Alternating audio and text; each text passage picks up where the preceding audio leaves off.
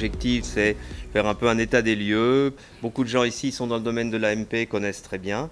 D'autres viennent du monde de la recherche et connaissent peut-être moins bien l'AMP, l'assistance médicale à la procréation, et également peut-être connaissent moins bien les différentes sources d'embryons, etc. On a voulu clarifier un petit peu tout ça. Donc quelques mots, et je serai bref parce que je pense que ça va être de nouveau discuté cet après-midi, hein, sur l'évolution des lois françaises concernant la recherche sur l'embryon humain. En 1994, première loi de bioéthique, la recherche est strictement interdite et inclus dans l'interdiction même des embryons qui sont exclus du transfert et qui ne peuvent pas être congelés parce qu'ils sont de trop mauvaise qualité. C'est-à-dire qu'en d'autres termes, des embryons qu'on jette, eh bien, on ne peut pas faire une étude quelle qu'elle soit, une recherche quelle qu'elle soit sur ces embryons. Et entre 1994 et 2004, première révision de la loi de bioéthique, donc 10 ans au lieu de 5 ans, eh bien, il y a eu énormément de recherches faites de par le monde. En particulier, je donnerai un seul exemple, l'hybridation in situ, qui s'est développée à peu près autour de 92-93. Eh bien, beaucoup des chercheurs comme Munet ou comme d'autres, sur de très grandes séries, ont pu montrer que des embryons bloqués l'étaient très souvent à cause d'anomalies chromosomiques. Nous, en France, évidemment, on ne pouvait faire aucune recherche là-dessus. Et le retard pris ne peut pas se rattraper, au moins dans cet exemple. Donc en 2004, devant quand même ces difficultés, le législateur a pris conscience quand même que la loi ne pouvait plus rester en l'état. Et on est rentré dans un système toujours d'interdiction, mais un système dérogatif. C'est-à-dire qu'à partir du moment où des protocoles étaient soumis à un groupe d'experts désigné par l'Agence de la biomédecine, au sein de l'Agence de la biomédecine, ces recherches pouvaient être autorisées à partir du moment où elles avaient été, in fine, validées par le conseil d'orientation de l'Agence. En 2011, rien n'a changé. Rien n'a changé, alors qu'on pouvait penser qu'on allait passer enfin d'un régime d'interdiction dérogatif à un régime d'autorisation. Cette autorisation, elle est arrivée en 2013, avec, au fond, des changements mineurs pour les chercheurs, puisque la recherche, de fait, était déjà possible. Simplement, maintenant, elle est autorisée. Elle est autorisée dans les mêmes conditions du contrôle. Et puis en 2015, je ne l'ai pas marqué dans la diapo, parce que je pense que ça va être discuté cet après-midi, en 2015, un décret du 11 février a priori devait clarifier encore les choses, mais finalement ajouter le doute. Ajouter le doute parce que pour faire simple, on n'a plus la notion d'étude, on a de la recherche, et ça c'est pas étonnant, c'est pas choquant, cette recherche se retrouve sous un régime classique de la recherche biomédicale avec déclaration et visa de l'ANSM, et puis passage devant un comité de protection des personnes. Et il était dit d'ailleurs qu'un embryon qui a fait l'objet d'une recherche pouvait être transféré. Sauf qu'on est toujours sous un régime du Code de la santé publique qui dit exactement le contraire. Donc on est dans une sorte d'imbroglio actuellement, et cet imbroglio, bien sûr, ne profite pas, n'est pas bénéfique pour la clarté des pratiques, etc. Alors, précisons quels embryons peuvent être utilisés pour la recherche en France, hein, bien entendu. La grande majorité, ce sont les embryons qui sont cryoconservés dans l'azote liquide à la suite d'une fécondation in vitro ou d'une ICSI, peu importe, donc dans une optique de procréation ultérieure, et qui n'ont plus de projet parental. Parce que, pour différentes raisons, parce que par exemple les parents ont eu des jumeaux, ou il y a eu une grossesse spontanée à la suite, etc., ou pour toute raison pour laquelle ils ne désirent plus que leurs embryons leur soient transférés. Donc ça demande bien sûr un consentement confirmé 3 mois plus tard de la part des parents. Deuxième catégorie, plus limitée, hein, les embryons qui ont utilisés pour le diagnostic préimplantatoire, dans le cadre du diagnostic préimplantatoire, et qui ne peuvent pas être transférés, qui présentent généralement des défauts génétiques. Ces embryons-là sont une source intéressante, bien sûr, et peuvent être utilisés pour la recherche. Et puis, troisième niveau, ceux dont j'ai parlé tout à l'heure, les embryons qui ne peuvent pas être ni transférés ni congelés à cause d'une mauvaise qualité embryonnaire ou d'un défaut d'évolution, beaucoup de fragments, etc. Ces embryons peuvent faire l'objet, cette fois aussi, d'une recherche. Voilà les trois catégories. Quelles sont les conditions, pour rappeler rapidement, concernant la recherche, toujours en France, hein. Donc, comme je l'ai dit, le protocole doit être visé et autorisé par l'Agence de biomédecine, avec différents critères, parce que le Conseil d'orientation est très vigilant là-dessus. Il faut à la fois montrer que la recherche est pertinente, ça semble l'évidence, qu'elle ne peut pas être faite dans les mêmes conditions et avec le même intérêt sur des embryons animaux, en particulier de souris, mais tous les embryons animaux peuvent être concernés, toutes les espèces. Et puis, alors là, les choses ont un peu évolué, parce qu'il était dit en 2004 que ces recherches ne pouvaient être autorisées que si elles démontraient un intérêt thérapeutique majeur. Et là, on était dans une situation quand même un peu difficile, parce que pour savoir, avant d'avoir fait la recherche, que l'intérêt thérapeutique va être là et va être majeur, c'est quand même une gageure. Après, on a parlé de progrès médicaux, c'était déjà plus raisonnable. Alors, on rappelle que la création d'embryons pour la recherche est strictement interdite, hein, Pierre l'a rappelé, on va en discuter ce soir, et qu'un embryon donc, qui a été l'objet d'une expérimentation, ou même qui a été conçu à partir de gamètes ayant fait eux-mêmes l'objet d'expérimentation, je pense par exemple à la spermatogénèse in vitro dont on a beaucoup parlé tous ces derniers temps, eh bien un embryon ainsi créé ne peut pas être transféré. Alors, j'ai pensé que c'était intéressant de regarder un petit peu de par le monde la situation de la recherche sur les embryons. Enfin, j'ai pensé, nous avons pensé, Catherine, Pierre et moi. Et finalement, on peut distinguer 4 catégories de législation. Et là, je me réfère à un très bon document de l'Agence de la biomédecine. Les législations dites permissives.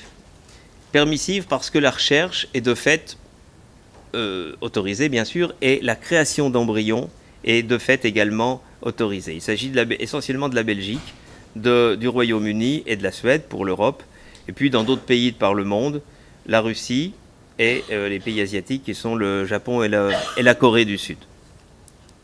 Permissive avec restriction, ça veut dire simplement que la recherche sur l'embryon est autorisée, mais on n'a pas le droit de créer des embryons à des fins de recherche. C'est le cas de la France actuellement. Là, vous voyez, Danemark, Espagne, Grèce, Portugal, Néderlande, Suisse, pour l'Europe. La liste n'est pas exhaustive, elle est un petit peu longue. Australie, Canada et Inde pour le reste du monde. Les 2 dernières catégories, finalement, sont assez proches.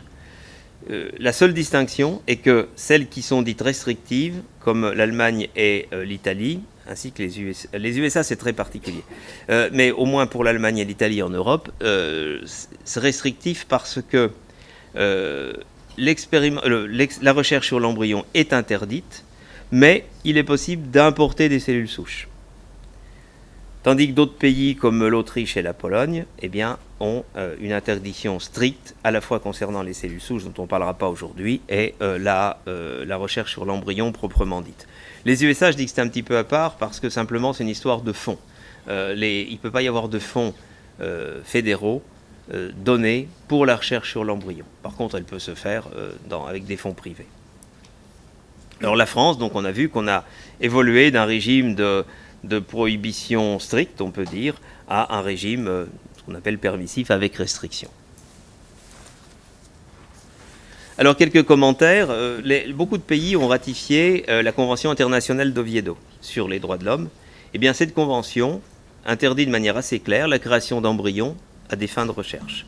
Et comme elle a été signée par beaucoup de pays européens, ça explique que très peu de pays autorisent la création d'embryons à des fins de recherche. Un autre commentaire, c'est que finalement, un certain nombre de pays font une distinction entre des embryons qui ont moins de 14 jours de développement, qu'on a appelé parfois d'un terme qui est certainement pas un très bon terme, sur le plan en tout cas de l'embryologie, qu'on a pu appeler pré-embryon, Donc ils font la distinction entre ces embryons avant 14 jours où la recherche est relativement assez largement permise et au-delà où toute recherche est interdite. Il ne faut quand même pas oublier qu'on ne peut pas cultiver in vitro des embryons au-delà de 7 jours. Donc on peut peut-être se demander entre 7 et 14 jours, quels embryons sont concernés. Ce n'est pas très évident. Moi je vais d'abord continuer en essayant de vous donner quelques chiffres clés que beaucoup connaissent pour essayer donc de mieux appréhender la problématique de la recherche sur l'embryon humain. Donc d'après le dernier rapport de l'Agence de la biomédecine, en 2013, à peu près 90 000 cycles de fécondation in vitro, donc incluant la FIV classique, l'ICSI et le transfert d'embryons congelés, ont été réalisés en 2013, conduisant à un taux d'accouchement de 18% et un taux de naissance d'environ 20%. Donc il faut savoir qu'environ que les enfants conçus par assistance médicale à procréation représentent à peu près 2,5 à 2,8% de la totalité des enfants conçus cette année. Et durant cette année, donc plus de 500 000 ovocytes, je ne sais pas, c'est là, donc, ont été recueillis. Et environ un petit peu plus de la moitié d'entre eux se sont développés et ces embryons ont été soit transférés, soit conservés, soit écartés parce que ils étaient jugés donc, comme ayant des possibilités très pauvres de se développer ultérieurement. Et comme vous le voyez, ça représente en fait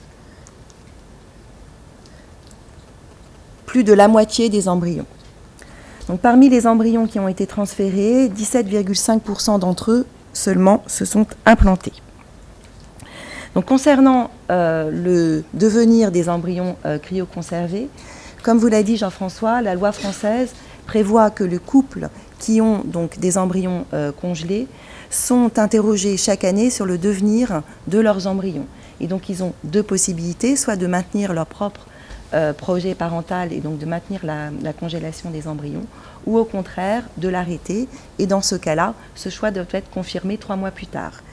Et donc ils ont la possibilité soit d'arrêter la cryoconservation, en d'autres mots les embryons seront détruits, soit de les donner à un autre couple infertile, soit au contraire de les donner pour la recherche. Et toujours donc à la fin de 2013, vous voyez que la majorité en fait des couples, 2/3 d'entre eux ont souhaité maintenir la conservation des embryons dans le cadre de leur propre projet parental et que, en ce qui concernait donc la recherche, un couple sur 6 environ a souhaité donner ses embryons pour la recherche. Ça représentait à peu près 18 000 embryons à la fin de l'année 2013. Et ce chiffre est à mettre en regard avec le nombre d'embryons qui ont été réellement en fait utilisés pour la recherche depuis 2007, ce chiffre étant à peu près de 10 fois moins, environ 1500 embryons. Donc, depuis 2007, et Laure Colombel reviendra là-dessus, l'Agence de la biomédecine a délivré 235 décisions de recherche, soit sur les cellules souches humaines, soit sur les embryons. 210 étaient des autorisations pour 36 équipes. Vous voyez que dans la majorité des cas, c'était des autorisations de recherche, et surtout des autorisations de recherche sur les cellules souches humaines, mais que ces autorisations étaient également pour des importations ou des conservations de cellules souches humaines. Alors, si on prend en compte toutes ces considérations, il y a 3 types de questions qui peuvent être émergées. La première question, c'est le type de projet qui peut être développé dans le cadre de la recherche sur l'embryon humain. Ben pour l'embryon lui-même, parce que comme vous le savez, il y a une perte énorme entre le recueil ovocytaire et le taux d'implantation. La moitié des ovocytes se développeront en embryon, plus de la moitié en fait seront transférés ou congelés, et seulement 1 sur 6 à peu près en France sera implanté. Donc il y a vraiment un réel besoin d'essayer de mieux appréhender, en fait, de mieux comprendre pourquoi il y a des taux aussi bas, de façon également à améliorer nos résultats en assistance médicale à la procréation et éventuellement identifier des marqueurs embryonnaires avec les meilleures chances d'évolution. Deuxièmement, bien évidemment, pour améliorer également notre connaissance du développement embryonnaire, et ce depuis la fécondation jusqu'au stade tardif du développement blastocystaire. Par exemple, comment sont régulés, mis en place les marques épigénétiques, les facteurs de pluripotence, comment l'expression des gènes a lieu durant ces étapes clés du développement embryonnaire précoce. Et vous savez que les cellules souches humaines ne sont pas, dans la majorité des cas, un outil en fait suffisamment fiable pour imiter exactement ce qui se passe au niveau de l'embryon lui-même. Alors ensuite, je vais aller assez vite là-dessus sur le embryo genome editing, donc la possibilité de modifier le génome embryonnaire à l'échelle, à l'échelle de l'embryon. Donc ça a fait l'objet d'une publication en septembre dernier avec le système CRISPR-Cas9 et des zygotes triploïdes. Alors il y a bien évidemment des questions éthiques majeures qui ont été soulevées. Et il y a actuellement un consensus, je pense, au sein de la communauté scientifique pour interdire en fait toute manipulation du génome embryonnaire humain dans une application clinique. Alors la deuxième question concerne le type d'embryon que l'on peut en fait utiliser pour la recherche. Là encore avec un questionnement éthique majeur. Donc Jean-François vous a parlé, et je ne l'ai pas mis sur la diapo, des embryons issus du diagnostic préimplantatoire, donc qui sont atteints. Il y a également donc, les embryons qui sont congelés dans le cadre d'un projet parental chez des couples infertiles et qui ont été donnés à la recherche donc, par ces couples. Il faut savoir qu'en France, il existe, donc il y a des embryons congelés, probablement peut-être parce que les coûts de la prise en charge de la congélation sont couverts par la sécurité sociale, ce qui n'est absolument pas le cas dans d'autres pays. Et donc, je vous ai mis en fait quelques questionnements que j'ai vus passer dans la littérature où certains se demanderaient éventuellement si une femme ne pourrait pas être de façon intentionnelle hyper stimulée de façon à assurer un nombre d'embryons surnuméraires important. Et de la même façon, est-ce que on ne pourrait pas congeler ou conserver des embryons pour des couples pris en charge en fécondation in vitro qui ne pouvaient pas en fait assurer leur prise en charge financière, mais on les congélerait dans le cadre de la recherche. Le troisième type, c'est donc ce dont Jean-François également a parlé, c'est-à-dire des embryons qui ont été jugés en fait inaptes à se développer de façon correcte. Alors, ils ont été jugés inaptes avec nos critères, qui sont en fait des critères le plus souvent morphologiques. Une des grandes questions, donc bien évidemment, c'est la pertinence de nos critères. C'est savoir également quand faire le choix. 48, 72 heures après la fécondation, au stade de blastocyste. Je voudrais simplement souligner donc, deux papiers qui ont mis en évidence qu'environ 15% d'embryons dont le développement avait été jugé insuffisant 48 heures ou 72 heures après la fécondation, ont en fait été congelés au stade de blastocyste. Et lorsqu'ils ont été décongelés, le taux de naissance était certes un petit peu plus faible, mais quand même d'environ 16%. Et enfin, quid des embryons créés pour la recherche? Donc c'est interdit en France, comme ça l'est dans beaucoup d'autres pays européens. Certains pensent que les embryons en fait créés pour la recherche, soit à partir de gamètes fertiles, soit au contraire à partir de gamètes porteurs de modifications, permettraient d'apporter des avancées médicales majeures ou au contraire de répondre de façon plus précise à une question scientifique. Alors je terminerai par la troisième question qui est liée à la différence qui existe entre le nombre d'embryons qui sont actuellement réellement donnés pour la recherche et le nombre très faible d'embryons qui ont en fait été utilisés dans le cadre d'un projet de recherche. Donc est-ce que c'est spécifique à la France ? Est-ce que les procédures sont trop lourdes ? Est-ce qu'il y a une espèce de réserve de la part des scientifiques pour ne pas aborder la recherche dans l'embryon humain ? Donc c'est vrai que la plupart tous les embryons congelés sont congelés dans des centres de fécondation in vitro, et alors que les recherches sont menées dans la majeure partie par des scientifiques. Donc il faudrait essayer peut-être de créer un lien meilleur entre les centres de fécondation in vitro et les scientifiques, peut-être de faire des banques d'embryons dédiées à la recherche ou des plateformes. Et j'ajouterais également ce qui a déjà été évoqué notamment par Pierre Joannet, toutes les difficultés quand vous menez à bien un projet de recherche sur l'embryon humain, de financer ce projet en France ou même pour avoir des fonds européens, puisque la communauté européenne ne finance aucun projet de recherche qui implique la destruction des embryons.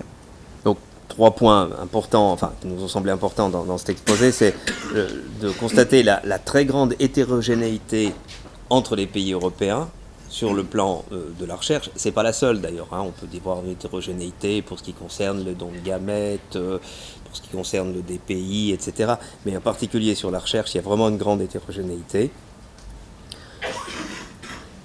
Il est quand même intéressant de constater qu'on a eu une évolution positive, hein, de notre point de vue, en France, puisqu'on est passé quand même progressivement, par étapes, hein, d'une interdiction stricte à un régime d'autorisation, même s'il y a encore quelques ambiguïtés dans la loi, comme on l'a dit. Et puis enfin, comme vient de le dire Catherine, on peut peut-être s'étonner que le nombre d'expérimentations utilisant les embryons, c'est-à-dire le nombre de protocoles, on a parlé du nombre des embryons disponibles, mais aussi le nombre des protocoles, finalement, reste relativement bas, alors que maintenant, la recherche est autorisée. Voilà, on vous remercie tous les deux pour votre attention.